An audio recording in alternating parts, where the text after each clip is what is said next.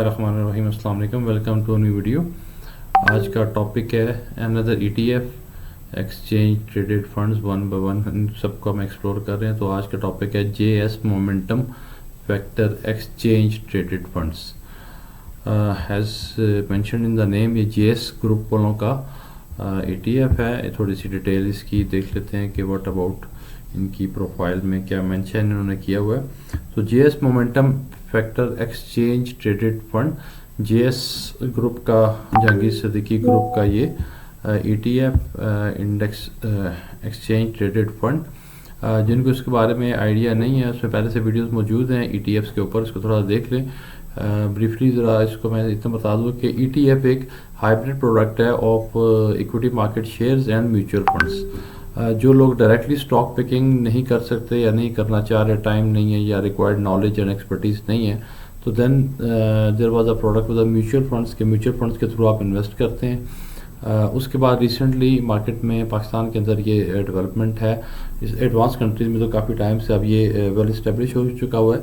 पाकिस्तान में comparatively it's new concept ETF exchange traded funds.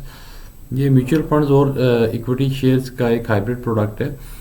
इसमें यह कि आप डायरेक्टली स्टॉक पिकिंग नहीं कर रहे होते और एक बास्केट ऑफ शेयर्स क्रिएट कर ली जाती है, जिसमें जो पेरेंट कंपनी, जो मैनेजमेंट कंपनी है जो इसको ऑर्गेनाइज कर रही होती है, वो सर्टन क्राइटेरिया की बेस के ऊपर उसके अंदर कुछ नंबर ऑफ शेयर्स को इंक्लूड कर लेते हैं बास्केट के अंदर। और इसमें डिफरेंट नंबर ऑफ शेयर्स हो सकते हैं। जेएस वालों के माइट बी 10 शेयर, अभी डिटेल में देख लेते हैं। मीज़ान वालों ने अपना ईटीएफ बनाया हुआ, उसके अंदर 12 शेयर हैं। महाना एक और ईटीएफ है जो रिसेंटली लॉन्च हुआ लास्ट ईयर, उसमें 30 शेयर्स हैं। तो it can be any number of shares जो एक बास्केट के अंदर होंगे, और आपने वो सारे share at a time buy करने की बजाय जब आप एक यूनिट ऑफ ईटीएफ बाय करते हैं तो आपके वो फंड्स उन सब शेयर्स में according to a pre decided percentage invest हो जाते हैं। तो थोड़ा सा ये ब्रीफ इंट्रोडक्शन था अबाउट ईटीएफ। आप देखते हैं JS momentum exchange traded fund, इसके बारे में मैनेजमेंट ने क्या अनाउंसमेंट दी हुई है। और ये लार्ज एंड और इसमें large and mid capitalisation stocks के अंदर ये परफॉर्म कर रहे हैं। और लाइक इसकी फंड लॉन्च डेट है थी 7 जनवरी 2022। बहुत पुराना नहीं है, ये 3 साल के अराउंड इसका पीरियड होने वाला। Management fee up to 1.5%। Benchmark इन्होंने अपना इंडेक्स क्रिएट किया, JS momentum factor index. Stock market की साइट्स पे जो डिफरेंट इंडेक्सेस के रेट्स आ रहे होते हैं, जिस तरह के एस 100 इंडेक्स है, KMI 30 इंडेक्स है, तो इसी तरह आपको वहाँ पे जेएस मोमेंटम फैक्टर इंडेक्स भी मिलेगा जो कि इस ईटीएफ को ट्रैक कर रहा होता है। Risk principal origin high risk and high returns हैं। और एक और जो डिफरेंट है बाकियों से, इसमें ये रीबैलेंसिंग आफ्टर 30 डेज हो रही है, जो कंपैरेटिवली क्वाइट फास्ट है। और मार्केट कंडीशंस के मुताबिक ये ज़्यादा जल्दी चीज़ों को अपडेट कर रहे हैं। तो उसके अलावा इसका टिकर JSM FETF है। और ऑथराइज पार्टिसिपेंट्स में JS global, Jahangir Siddiqui group इसकी पार्टिसिपेंट्स में और पेरेंट कंपनी में, और trustee CTC, auditor F Ferguson and legal adviser Bhawani and partners. तो उसमें अब ये है कि इसके नंबर ऑफ जो पार्टिसिपेंट शेयर हैं, ये बड़ा इंपॉर्टेंट है कि इनकी बास्केट ऑफ शेयर्स के अंदर कौन कौन से शेयर्स हैं, उसको देख के आप डिसाइड कर सकते हैं। और ग्रुप को देख के कि आपको इनके अंदर इन्वेस्ट करना चाहिए या नहीं करना चाहिए। तो बेनिफिट्स जो बाकी ETFs के हैं वो उसके साथ हैं। और इसमें जो वेट्स देख लेते हैं, ये कंपनीज हैं जो इसके अंदर शामिल हैं, जो कि 7 मार्च को इन्होंने इसको रिकम्पोजिशन की है, जो कि हर महीने कर रहे होते हैं। तो इट सीम्स कंपैरेटिव रूट, लेकिन जो इनके करंटली स्टॉक्स इंक्लूडेड हैं वो थोड़े से लाइक डिफरेंट हैं। जो मीज़ान वालों ने और महाना ने इंक्लूड किया, मे बी वो सिर्फ शरिया कंप्लाइंट इंडेक्सेस शेयर्स को इंक्लूड कर रहे होते हैं। तो यहाँ पे थोड़ा सा हमें वैरायटी डिफरेंट नज़र आ रही है, और अप्रोच भी ज़रा डिफरेंट लग रही है। माइट भी थोड़ा ज़्यादा हाई रिस्क की तरफ जा रहे हैं। और सीमेंट सेक्टर लीड कर रहा है, DG खान सीमेंट है, फौजी सीमेंट है, गनी है, मैपल सीमेंट है, पेल इलेक्ट्रॉन है, लकी सीमेंट है, नेशनल बैंक है, बैंक ऑफ पंजाब है, PIBTL है एंड पावर सीमेंट है। तो सीमेंट सेक्टर के ही 10 में से 4, और डेफिनेटली सीमेंट इस टाइम एक अच्छा ग्रोइंग सेक्टर है, ग्रोइंग अपसाइड है।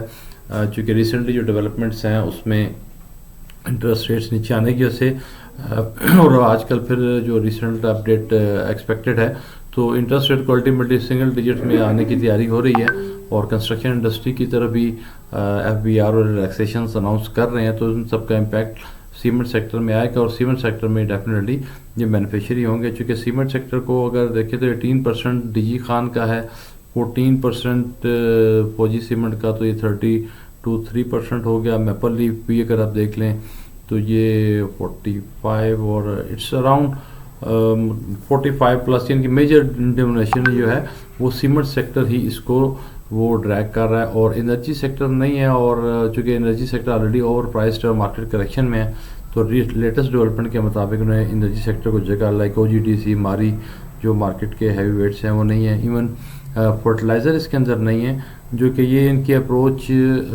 माइट भी, इसकी इंटरप्रिटेशन मैं ऐसा करूँ कि इनमें वो स्टॉक्स नहीं हैं जो ऑलरेडी ओवर प्राइस हो चुके हैं, ओवर वैल्यूड हो चुके हैं। हमने वही शेयर हैं जिनमें अपसाइड पोटेंशियल मौजूद है, लाइक इसमें इन्होंने नेशनल बैंक को और बैंक ऑफ पाकिस्तान को इंक्लूड किया हुआ है, PIBTL है। तो रिसेंटली हमने फौजी सीमेंट का भी अपर लॉक की तरफ जाते हुए देखा, तो लेट्स सी कि ये किस तरह परफॉर्म करते हैं। और हर महीने चूँकि रिकम्पोजिशन हो रही होती है, तो this is the beauty of ETF कि आपको इन सब स्टॉक्स की प्राइस मूवमेंट के बारे में फ़िक्र करने की ज़रूरत नहीं है, या जब मार्केट ऊपर चली जाती है तो डेफिनेटली उन स्टॉक्स में प्रॉफिट टेकिंग आती है, सेलिंग आती है। तो इस तरह के जो ये फंड्स हैं और जो ये ETFs हैं, ये बहुत रोल प्ले कर रहे हैं। अब इंस्टीट्यूशनल इन्वेस्टर्स का यानी टाइम आ रहा है रिटेल इन्वेस्टर की बजाय, तो यू कैन सी कि ये क्या कर रहे हैं। जो मार्केट सारी जिन स्टॉक्स के पीछे जा रही है, उनमें से लाइक बहुत ज़्यादा स्टॉक्स वो नहीं है जिनमें बहुत ज़्यादा हाई वॉल्यूम टर्नओवर हो रहा होता है, या लोग एनर्जी सेक्टर के पीछे पड़े होते हैं, तो वहीं पे बस स्ट्रेट अवे जाना शुरू हो जाते हैं। तो ये अच्छा पोर्टफोलियो है। जिस डेट के ऊपर ये इन्होंने रिकम्पोजिशन 7 मार्च को की है, तो सीमेंट सेक्टर इंक्लूड करने के मीन्स के इट्स गुड इंक्लूजन, दो कि थोड़ा सा डिफरेंट है, चूँकि बाकी ज़्यादा दो ETF जो हमने इससे पहले एक्सप्लोर किए हैं, मीज़ान का और महाना का, वो ज़्यादा कंपैरेटिवली ब्लू चिप्स और हैवी स्टॉक और लार्ज कैप की तरफ नज़र आ रहे हैं। इनकी स्ट्रेटजी लार्ज कैप के साथ मिड कैप दोनों को लेके चल रहे हैं, तो it's also good strategy. Mid cap और स्मॉल कैप में डेफिनेटली ग्रोथ ज़्यादा होती है, बट रिस्क एंड रिवॉर्ड भी ज़्यादा होता है, और इसीलिए उन्होंने इसको 1 मंथ के अंदर दोबारा आफ्टर 30 डेज इसको रिकम्पोजिशन कर रहे हैं, ताकि अगर कोई मार्केट अब की जो डायरेक्शन है वो अगर चेंज हो जाती है तो they can easily immediately make a change. So this is the criteria के स्टार्टिंग यूनिवर्स के SEAL शेयर इंडेक्स, दैन उसमें से जो बेस्ट लिक्विडिटी और फ्री फ्लोट वाले शेयर्स हैं उनको सेलेक्ट कर रहे हैं, और टॉप 10 शेयर्स हैं, और किसी एक शेयर में मैक्सिमम इन्होंने 20% की अपर लिमिट असाइन की है कि कोई भी एक शेयर 10 में से 20% से ज़्यादा की वेटेज उसकी नहीं होगी। तो looks like comparatively better option के जिनके पास स्टॉक सिलेक्शन का और पिकिंग का ऑप्शन नहीं है, तो they can invest in the ETF। थोड़ा सा इसके डेटा की तरफ आ जाते हैं कि 1 मंथ में, 6 मंथ में क्या रहा, जो करंटली मंथ चल रहा है, बल्कि ईयर टू डेट से देख लेते हैं। 1 जनवरी टिल डेट, जो आज हम मार्च की 10th को ये बना रहे हैं, तो कंटिन्यूसली मार्केट चूँकि डाउन साइड है, तो ये उस लिहाज से एक अच्छा बाइंग पोटेंशियल, बाइंग टाइम नज़र आ रहा है कि जो इनका ETF 18 रुपये के अराउंड चला गया था 1 जनवरी के अराउंड, वो भी इस टाइम आपको 12 रुपये 65 पैसे मिल रहा है। But also we have to see कि उस टाइम इनका डेफिनेटली स्टॉक्स जो है वो डिफरेंट होंगे, तो इसलिए थोड़ा सा इसमें क्राइटेरिया डिफरेंट है। तो इसकी रिकम्पोजिशन में भी लाइक आप जिस स्टॉक्स के अंदर इन्वेस्टेड हैं, जब अपना क्राइटेरिया चेंज करेंगे तो फिर उसके अकॉर्डिंगली इसमें बहुत शार्प अपसाइड डाउन साइड भी आएगा। तो ये सीन है कि इसको हमने देख के चलना है कि किस तरह से हमने इसको मैनेज करना है। तो वी हैव, बल्कि थोड़ा सा इसमें जो वेबसाइट पे भी चेक कर लेते हैं, स्टॉक मार्केट की वेबसाइट पे इन्होंने जो क्रिएशन यूनिट बास्केट दी हुई है वो क्या है, तो वो भी सेम हमारे सामने नज़र आ रही है। Power cement, national bank, bank of Punjab, DG Khan cement, PIBTL, Ghani lucky cement, Fauji cement, maple leaf cement, और आगे नंबर ऑफ़ शेयर्स भी दिए हुए हैं। वहाँ पे इन्होंने अपनी वेबसाइट पर परसेंटेज टर्म में दिए हुए थे, और यहाँ पे ये कैश कंपोनेंट का मतलब है कि ये इतनी अमाउंट जब उसमें लगेगी तो वो अमाउंट इस नंबर ऑफ़ शेयर्स के मुताबिक इन सब कंपनीज़ में डिवाइड हो जाएगी। तो this is the beauty of ETF। ETF को मैं काफ़ी ज़्यादा प्रेफर कर रहा हूँ, क्योंकि ये एक अच्छी प्रोडक्ट है जो कि आपके रिस्क को डिवाइड कर देती है। और इंडिविजुअल स्टॉक्स की निस्बत इसमें बहुत ज़्यादा अपसाइड तेज़ी से नज़र नहीं आती, बिकॉज इसमें बहुत ज़्यादा उस तरह की चीज़ नहीं होती। और जब आप 10 शेयर 12 शेयर्स ले रहे होंगे तो डेफिनेटली कुछ शेयर ऊपर जा रहे हैं, तो उनमें भी आपका परसेंटेज इन्वेस्टमेंट की जा रही है, और कुछ जो है वो नीचे आ रहे होंगे तो उसमें भी नीचे आ रही होगी। तो उससे एक आपका पोर्टफोलियो एक प्लस है कि आपका रिस्क डाइवर्सिफाई होगा, आपके लॉस भी जिसे कहते हैं सेटअप हो जाएंगे उन शेयर्स के साथ जिनमें अपसाइड आई है।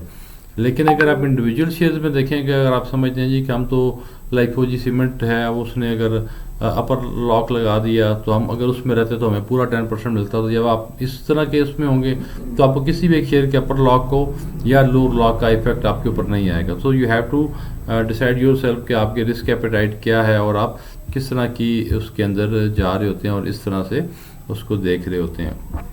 और अगर हम इसको चूँकि उनको स्टार्ट किए हुए ये टाइम हुआ है तो हम देख लेते हैं कि इसमें अप साइड भी गई और बीच में डाउन साइड भी आया, फिर दोबारा इसने गेन किया। तो ये इक्विटी मार्केट का की ब्यूटी यही है कि ये ऊपर भी जाती है नीचे भी आती है और उसमें आपको मौका देती है। अगर आपने नीचे से बाय करके ऊपर जाके सेल कर दें और फिर उसको अगर जब भी मार्केट में आपको शार्प अपसाइड मिले तो अगर पॉसिबल हो तो वहाँ प्रॉफिट टेकिंग करें, फिर थोड़ा वेट करें जब नीचे आए और जब बॉटम हिट कर ले तो फिर वहाँ से दोबारा बाइंग करें। तो इसमें लेकिन एक रिसेंट अगर हम 1 ईयर का डेटा देखें तो थोड़ा सा वोलेटाइल स्टॉक ये नज़र आ रहा है। इनकी स्ट्रेटजी थोड़ी सी ज़्यादा एग्रेसिव है एज़ कम्पेयर टू जो दो अदर हमने इससे पहले मीज़ान और महाना को चेक किया, वो थोड़ा सा स्टेबल और थोड़ा सा लो रिस्क लो रिटर्न की तरफ जाते नज़र आ रहे हैं मुझे, और ये थोड़ा सा high risk and high return की तरफ जा रहे हैं। और चूँकि लेटेस्ट जो पास्ट है उसमें इनके प्रॉफिट्स डेफिनेटली अच्छे आए होंगे जो कि मार्केट ने अच्छा परफॉर्म किया था। और अनाउंसमेंट सेक्शन में अगर हम देखें तो इन्होंने की पॉलिसी डिविडेंड की भी नज़र आ रही है। इन्होंने लास्ट ईयर का फाइनल डिविडेंड भी दिया और इस साल का इंटरिम डिविडेंड भी दिया है, और ये हमने ओपन किया हुआ जेएस इन्वेस्टमेंट्स का कि इन्होंने final dividend for the year ended 30 June 2024 final dividend भी दिया जो कि 50% था इनके ₹5 पर share along with interim dividend. तो टोटल इन्होंने 2024 में अच्छा डिविडेंड यानी कि 103.6% बन जाएगा। इन्होंने ₹103.06 डिविडेंड 2024 के फाइनेंशियल ईयर के लिए दिया, और 2025 के लिए भी आलमोस्ट उसी तरह थोड़ा सा अभी कम है इंटरिम डिविडेंड, लेकिन जो कि अभी स्टार्ट है तो उसने 25% अभी 2025 के लिए भी इंटरिम डिविडेंड अभी तक अनाउंस कर दिया, जो कि पिछले साल की निस्बत कम लगा। को पिछले साल इन्होंने फाइनल इंटरिम डिविडेंड भी ₹5 दिया था और फाइनल डिविडेंड भी इसके अराउंड, तो उसके अकॉर्डिंगली डिविडेंड थोड़ा सा कम। बट थिंग इसके बाद लोग ये क्वेश्चन करते हैं कि जो ये ETFs हैं क्या डिविडेंड्स पे करते हैं कि नहीं करते, तो ये it's in front of us के ये डिविडेंड्स भी पे करते हैं। तो this was all about the ETFs। तो ETFs को एक्सप्लोर करें, डिसीजन आपने खुद करना है कि आपने डायरेक्ट स्टॉक पिकिंग करनी है। हर एक की रिस्क एपेटाइट अपनी टाइमिंग अपनी एक्सपर्टीज़ अपनी नॉलेज के अकॉर्डिंगली डिफरेंट है। मैं पर्सनली ETFs को प्रेफर कर रहा हूँ, पसंद कर रहा हूँ, और लेकिन लॉन्ग टर्म के लिए कि इसमें आप ETFs बाय करते रहें तो लॉन्ग टर्म में आपको इंशाल्लाह अच्छे फ्रूट्स मिलेंगे। Thank you very much.